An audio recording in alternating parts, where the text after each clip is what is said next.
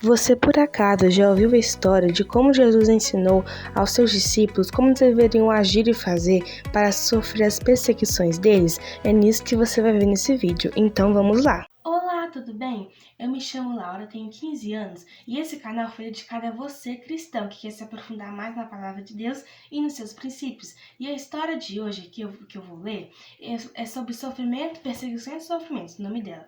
E você vai contar essa história no livro de Mateus, capítulo 10, do versículo 16 ao versículo 25, tá bom? Então, eu vou colocar os slides na tela e você vai acompanhar comigo, tá bom? Então, vamos começar. Então vamos lá.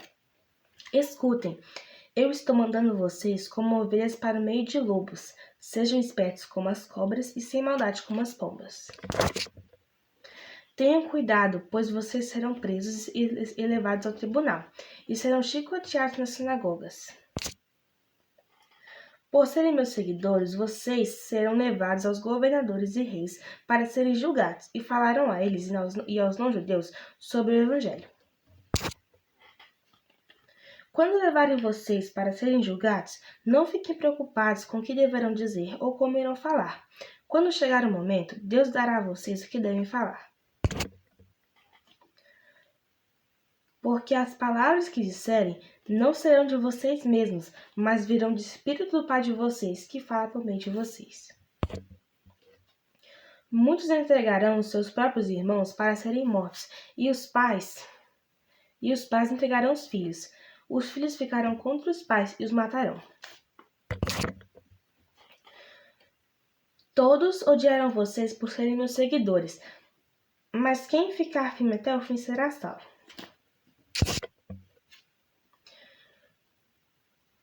Quando vocês forem perseguidos numa cidade, fujam para outra. Eu afirmo a vocês que isto é verdade. Vocês não acabarão seu trabalho em toda a cidade de Israel antes que venha o Filho do Homem. Nenhum aluno é mais importante do que o seu professor, e nenhum empregado é mais importante do que o seu patrão. Portanto, o aluno deve ficar satisfeito em ser como seu professor, e o empregado em ser como seu patrão. Se o chefe da família chamar de Beelzebul, então as pessoas dessa família serão xingadas com nomes piores ainda. Agora, gente, a reflexão. Eu vou ler e vou comentando aos poucos. É importante ressaltar que esses tipos de perseguições não acontecerão com todos os verdadeiros cristãos. Gente, eu falo verdadeiros cristãos por causa que tem muita gente que acha que cristão é aquele que só vai na igreja. É porque vai na igreja cristã, é porque é cristão. Não, não é isso. O verdadeiro cristão é a pessoa que pratica a palavra, que lê a Bíblia, tenta ser como Jesus, entendeu? É o verdadeiro discípulo de Jesus. E também até porque a igreja não leva ninguém para o céu, né? O que leva para o céu é você reconhecer que Jesus morreu na cruz por você, por todos nós, confessar os seus pecados, aceitar Jesus no seu coração, aceitar Ele como Senhor e Salvador da sua vida e crer que Ele ressuscitou dos mortos. É isso que é o verdadeiro cristão. É isso que te salva, entendeu? Até porque existem pessoas que não suportariam isso, porque o próprio Jesus diz que nada aconteceria conosco a mais do que possamos suportar.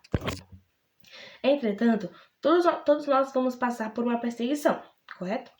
Por isso temos que nos preparar. E nessa história, Jesus estava ensinando sobre isso. E a primeira coisa que nós temos que fazer é ser espertos como as cobras, ou seja, prudentes, sábios e entre outros. E também sermos sem maldade como as pombas, ou seja, simples. Isso está baseado no versículo 16. Em relação às perseguições, podem ser tanto físicas ou como emocionais. As físicas estão relacionadas a machucar o corpo, e as emocionais a machucar o corpo. Tipo assim, chicotada, como eu li ali. Chicotada, tem outros tipos também. E as emocionais são de machucar a mente, ou seja, provocar ansiedade, depressão e entre outras doenças mentais. Mas precisamos ser firmes e ser fiéis até o fim. Cada um terá o seu tipo de perseguição, mas lembrem de serem sempre alegres, como fez 2 apóstolos numa história que eu vou ler mais pra frente. Eles ficaram alegres por ter sofrido por causa do nome de Jesus e assim também fiquem felizes por terem sofrido pelo nome de Jesus. Isso está baseado no versículo 17. Mas saibam que todos os cristãos serão recompensados no final dos tempos, quando Jesus voltar. Mas não façam isso só por causa da recompensa. Aprendam a adquirir o amor por Jesus, o amor incondicional. Gente, eu vou dar um exemplo aqui. O amor incondicional, por exemplo, de uma mãe. A mãe tem um amor incondicional pelo seu filho. Apesar do filho ele fazer rebeldia às vezes, ela vai continuar amando, porque o amor incondicional significa amar sem condição. E é assim que nós temos que ter o nosso amor por Jesus. Jesus não vai fazer rebeldia, claro, mas nós temos que amar ele mesmo quando ele nos disciplina, ou quando ele nos corrige quando nós pecamos. Porque é isso que o amor faz. Jesus ama tanta gente, a gente tem que reconhecer que Jesus faz isso com a gente, nos disciplina, porque ele ama a gente, porque a gente precisa aprender. E esse é o amor incondicional por Jesus, que não tem condição. Que não tem condição para amar. E uma coisa importantíssima é que vocês não serão fortes para suportar as perseguições, porque isso é impossível. Quem dará essa força para vocês, essa coragem para suportar, é o Espírito Santo de Deus.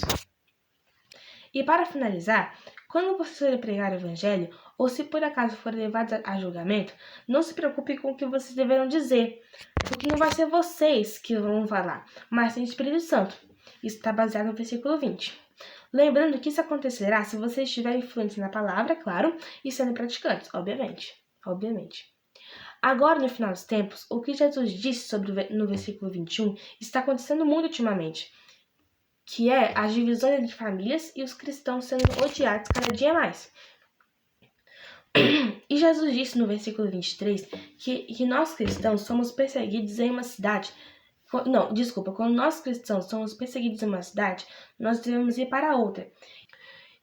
E quando Jesus diz que os apóstolos não terminariam de fazer o seu trabalho na cidade de Israel, antes que venha o Filho do Homem, ele quer dizer que a palavra não seria pregada só em Israel, mas também no mundo todo. E nos dois últimos versículos, o 24 e 25, Jesus quis dizer que se o aluno não é mais importante que o seu professor, ele não precisa ser melhor do que ele.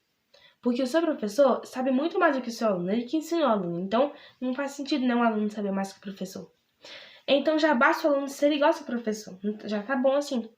E o empregado não é mais importante que o seu patrão, porque é o patrão que dá as ordens. Então, já basta o empregado ser como o seu patrão. Então, gente, esse foi o vídeo de hoje. Espero que vocês tenham gostado. E não se esqueçam de se inscrever no canal, deixar o seu like e compartilhar, tá bom? Então, um beijo e até a próxima!